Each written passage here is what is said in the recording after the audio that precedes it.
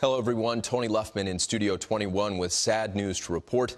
Gordie Howe, the man known as Mr. Hockey, has passed away. Considered one of the greatest all-around players the game has ever seen, Howe was a 23-time All-Star over his 26 seasons in the NHL and helped lead the Red Wings to 4 Stanley Cups. Number 9 left a lasting mark on the sport that few can match. Steve Mears takes a look back at the life of Gordie Howe. Our next guest tonight really needs no introduction. Ladies and gentlemen, here he is, Detroit's number 9, Mr. Hockey, Gordie Howe. He was Mr. Hockey, and his impact on the game was immense. Gordie Howe was a tantalizing mix of speed, skill, brawn, and brains. He could shoot or pass from either side. He could score, he could hit, and he could fight. That gave him lots of room on the ice and a special place in the history of hockey.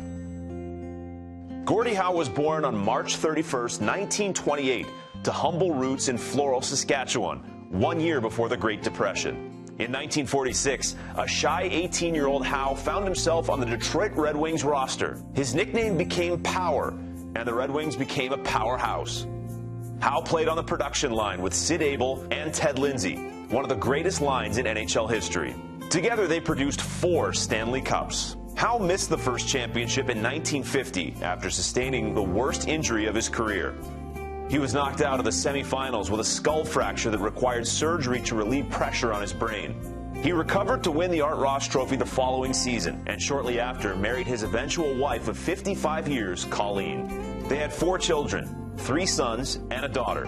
Together, they were Mr. and Mrs. Hockey, and they would work as a team in all aspects of life, particularly after teammate Bobby Baun informed Gordie that Detroit owner Jack Adams was taking advantage of him.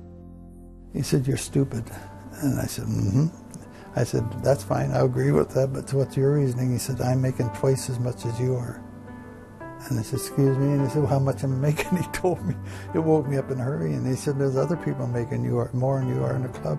At Gordie's request, Colleen took over as his business advisor.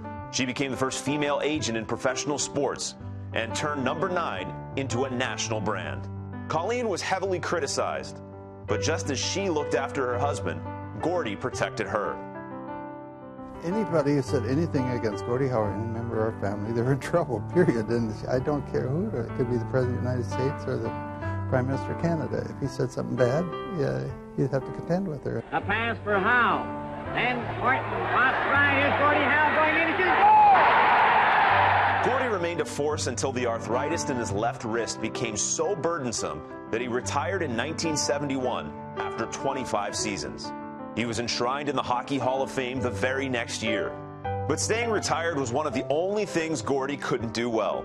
2 years after he hung up his blades, Colleen packaged a deal to have Gordie join sons Mark and Marty with the Houston Aeros of the World Hockey Association.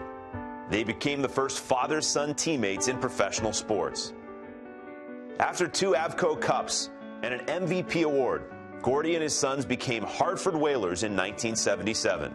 2 years later, the Whalers were one of 4 WHA teams to merge with the NHL. Howe coming up on the right side. Howe over the line to his father. Son to father. Back into they score! Father Howe. And number 5, Mark Howe. Howe made a triumphant return to Detroit in that season's All-Star game. And from the Hartford Whalers, representing all of hockey with great distinction for 5 decades, number 9.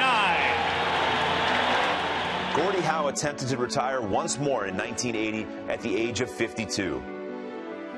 His career spanned 33 professional seasons over 5 decades. His records were astounding. He left as the game's all-time leader in goals, assists, and points. Howe played for 26 seasons and was one of the league's top 5 scorers for 20 of them. He racked up 22 consecutive 20-goal seasons and claimed 6 Art Ross trophies. Number 9 won 6 Hart trophies and was an All-Star 23 times. But old habits are hard to break. Howe returned in 1997 to sign a 1-game contract with the Detroit Vipers of the International Hockey League. He played 1 shift to become the only player ever to play in 6 decades. Howe didn't quite have his old burst, but then again, he was 69 years old. Please welcome the winners of this year's Lifetime Achievement Award, Gordie and Colleen Howe. Gordie put his final retirement to good use. As an ambassador, he used his self-deprecating humor and humility to promote the game and charitable causes. Gordie and Colleen would lean on each other through yet another challenge. Mrs. Howe had her annual checkup, and son Murray said, Mom did real good. He said, yours is a little different. He said, it's good news and bad news. He said, you have skin cancer. He said, but it's curable. Howe survived the cancer scare, but nothing could prepare him for the next diagnosis. Colleen developed Pick's disease, a rare form of dementia. After all the years Colleen looked after him, Gordie looked after his beloved partner.